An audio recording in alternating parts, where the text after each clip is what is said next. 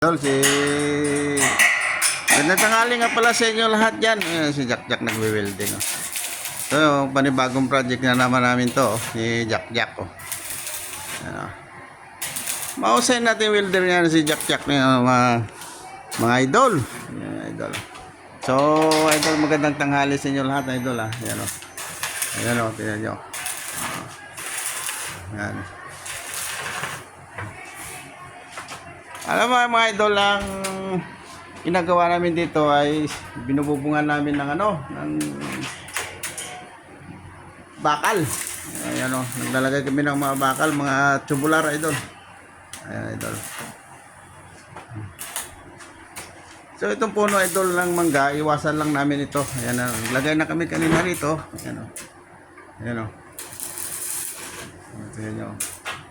Yan ang kinabit na namin o. Ilagay kami ng poste doon, idol. At ito pang level ko nakalagay, oh. Shoutout nga pala sa inyo, idol, at maraming salamat sa inyo lahat, idol. Yan, oh. Magandang araw sa inyo lahat. Yan, oh.